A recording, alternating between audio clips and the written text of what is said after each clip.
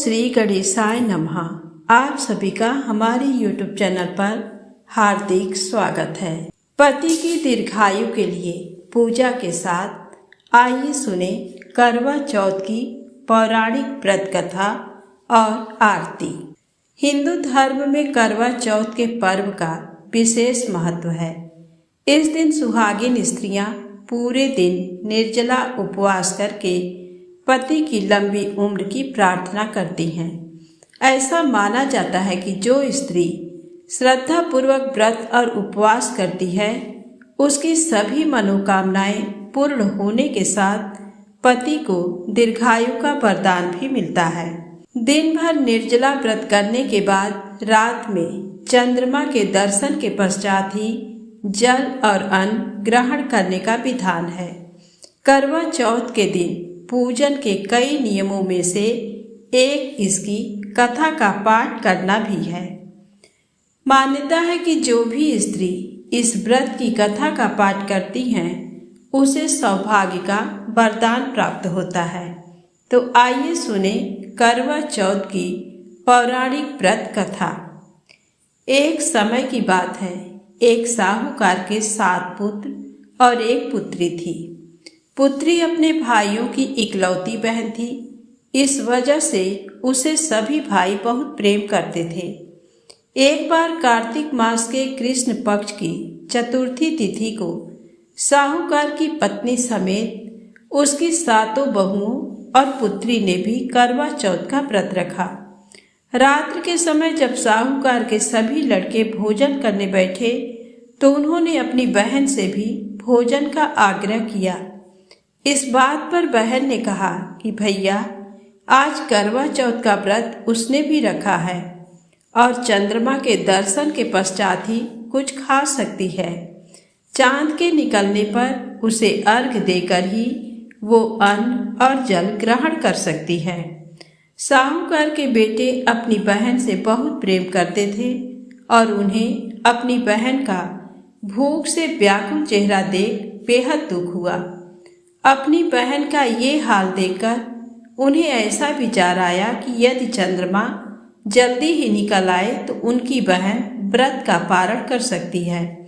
इस वजह से साहूकार के बेटे नगर के बाहर गए और वहां एक पेड़ पर चढ़कर अग्नि जला दी। घर वापस आकर उन्होंने अपनी बहन से कहा, देखो बहन, चंद्रमा निकल आया है, अब तुम अर्घ्य देकर भोजन ग्रहण कर सकती हो। साहूकार की बेटी ने अपनी भाभियों से भी चंद्रमा के दर्शन करके व्रत खोलने को कहा, लेकिन उनकी भाभियों ने इस बात से मना कर दिया और बताया कि अभी चांद नहीं निकला है, बल्कि उनके भाइयों ने प्रेम बस और बहन को भूख से व्याकुल देखकर ही नकली चांद दिखा दिया है। बहन ने भाभियों की बात को अनसुना कर दिया और अपने भाइयों की बात मानकर भाइयों द्वारा दिखाए गए नकली चांद को अर्घ्य देकर अन्न जल ग्रहण कर लिया। इस प्रकार बहन का करवा चौथ का व्रत भंग होने की वजह से भगवान श्री गणेश साहूकार की बेटी पर अप्रसन्न हो गए। गणेश जी की अप्रसन्नता के कारण उस लड़की का पति जल्दी ही बीमार हो गया और घर में बचा हुआ सारा धन उसकी बीमारी में व्यय हो गया। साहूकार की बेटी को जब अपने किए हुए दोषों का पता लगा तो उसे बहुत पश्चाताप हुआ। उसने गणेश जी से क्षमा प्रार्थना की और फिर से विधि पूर्वक चतुर्थी का व्रत शुरू कर दिया। उसने विधि से पूजन करके चंद्रमा को अर्घ्य देकर अपना उपवास पूरा किया और वहां उपस्थित सभी लोगों का आशीर्वाद ग्रहण किया। साहूकार की बेटी की निश्चल भक्ति और श्रद्धा को देखकर भगवान गणेश जी उस पर प्रसन्न हो गए और उसके पति को जीवन दान दिया। साथ ही उसे सभी प्रकार के रोगों से मुक्त करके धन, संपत्ति और वैभव से युक्त कर दिया। ऐसी मान्यता है कि करवा चौथ की पूजा तभी पूर्ण मानी जाती है जब पूजा के साथ इस कथा का पाठ किया जाता है। जो स्त्रियां करवा चौथ के दिन पूजन के साथ इस कथा का पाठ करती हैं और चंद्रमा को अर्घ देती हैं, करवा माता उनके पति को दीर्घायु देती हैं और साहूकार की बेटी की ही तरह उनके पति पर भी सदैव भगवान गणपति की कृपा बनी रहती है। तो प्रेम से बोले करवा माता की जय हो। आइए सुने गणेश जी की बुढ़िया माई से खीर खाने की पौराणिक कथा। गणेश जी रिद्धि सिद्धि के दाता और विघ्न विनाशक देवता है, जो पूजा अर्चन से प्रसन्न होकर भक्त की हर बाधा को दूर कर सुख सौभाग्य और धन धान्य के भंडार भर देते हैं। एक बार भगवान गणेश बाल रूप में चुटकी भर चावल और चम्मच में दूध लेकर पृथ्वी लोक में निकले। वे सबको अपनी खीर बनाने को कहते जा रहे थे, पर सबने उनकी बात को अनदेखा किया। इसी दौरान एक गरीब बुढ़िया माई ने उनकी खीर बनाना स्वीकार कर एक भगोना चूल्हे पर चढ़ा दिया। इस पर गणेश जी ने घर का सबसे बड़ा बर्तन चूल्हे पर चढ़ाने को कहा। बुढ़िया माई ने बाल लीला समटते हुए घर का बड़ा भगोना उस पर चढ़ा दिया। कुछ देर में ही एक चमत्कार हुआ। गणेश जी के दिए चावल और दूध बढ़ते गए और पूरा भगोना उससे भर गया। इसी बीच गणेश जी नहाने के बाद खीर खाने की बात कहते हुए वहां से चले गए। पीछे से बुढ़िया माई के पोते पोती आए तो भूख लगने पर बुढ़िया ने उन्हें वह खीर खिला दी। खीर बनते देख रही पड़ोसन को भी बुढ़िया ने कटोरा भरकर खीर दे दी। बेटे की बहू ने भी चुपके से एक कटोरा खीर खाने के साथ एक कटोरा खीर छिपा दिया। इसके बाद भूख लगी तो बुढ़िया माई ने भी खाने के लिए खीर हाथ में ले ली और बोली, आ जा रे गणेशिया, खीर खा ले। तभी गणेश जी वहां पहुंच गए और बोले कि मैंने तो खीर पहले ही खा ली। जब बुढ़िया ने पूछा कि कब खाई, तो वे बोले कि जब तेरे पोते पोती पड़ोसन व बहू ने खाई तभी मेरा पेट भर गया। इसके बाद जब बुढ़िया ने बाकी बची खीर के उपयोग के बारे में पूछा तो गणेश जी ने उसे नगर में बांटने को कहा। जब बुढ़िया माई ने खीर बांटी तो राजा को भी इसका पता लग गया।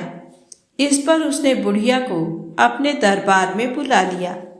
सारा माजरा जानकर उसने बुढ़िया का खीर का भगोना अपने पास मंगा लिया। पर राजा के महल में जैसे ही वह पहुंचा तो उसमें कीड़े मकोड़े व जहरीले जानवर गिर गए। ये देख राजा ने वह बर्तन वापस बुढ़िया को दे दिया, जो उसके घर ले जाते ही वापस पहले जैसा हो गया। इसके बाद बुढ़िया माई ने फिर गणेश जी से बची हुई खीर के उपयोग के बारे में पूछा तो उन्होंने झोपड़ी के कोने में गाड़ देने को कहा। ऐसा कर बुढ़िया रात को सो गई और गणेश जी उसकी झोपड़ी को लात मारते हुए अंतर ध्यान हो गए। अगले दिन जब बुढ़िया उठी तो उसे अपनी झोपड़ी महल में बदली हुई और खीर के बर्तन सोने जवाहरातों से भरे मिले। गणेश जी की कृपा जानकर बुढ़िया माई काफी प्रसन्न हो गई। हे गणेश जी महाराज, आपने जैसा फल बुढ़िया माई को दिया वैसा सबको देना।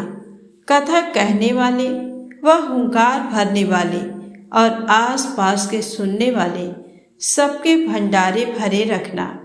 तो प्रेम से बोले गणपति भगवान की जय हो।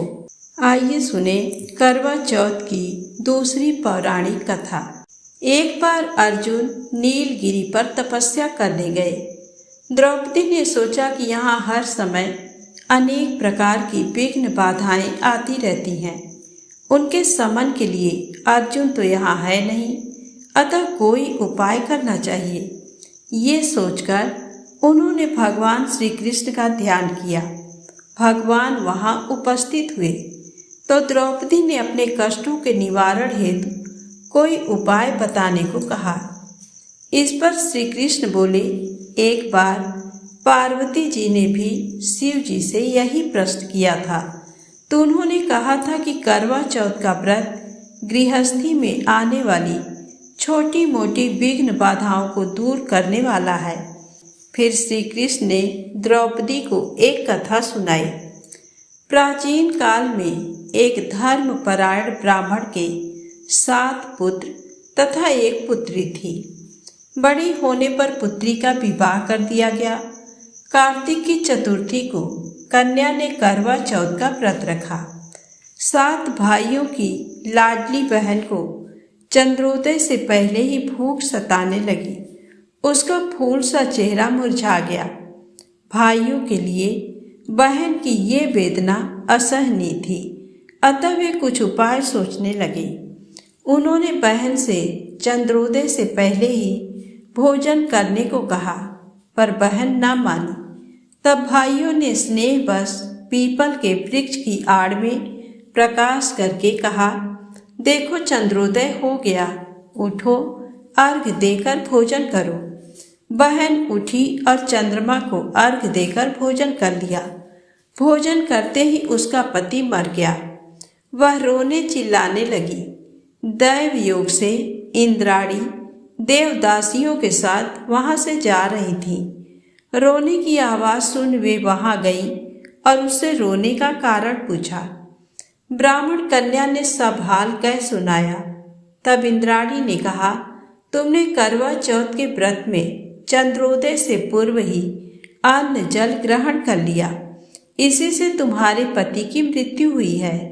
अब यदि तुम मृत पति की सेवा करती हुई 12 महीनों तक प्रत्येक चौथ को यथाविधि व्रत करो, फिर करवा चौथ को विधिवत गौरी, शिव, गणेश, कार्तिकेय सहित चंद्रमा का पूजन करो और चंद्र उदय के बाद अर्घ्य देकर अन्न जल ग्रहण करो, तो तुम्हारे पति अवश्य जीवित हो उठेंगे। ब्राह्मण कन्या ने अगले वर्ष 12 माह की चौथ सहित विधि पूर्वक करवा चौथ का व्रत किया। व्रत के प्रभाव से उनका मृत पति जीवित हो गया। इस प्रकार ये कथा कहकर श्री कृष्ण द्रौपदी से बोले, यदि तुम भी श्रद्धा एवं विधि पूर्वक इस व्रत को करो तो तुम्हारे सारे दुख दूर हो जाएंगे और सुख, सौभाग्य, धन धान्य में वृद्धि होगी।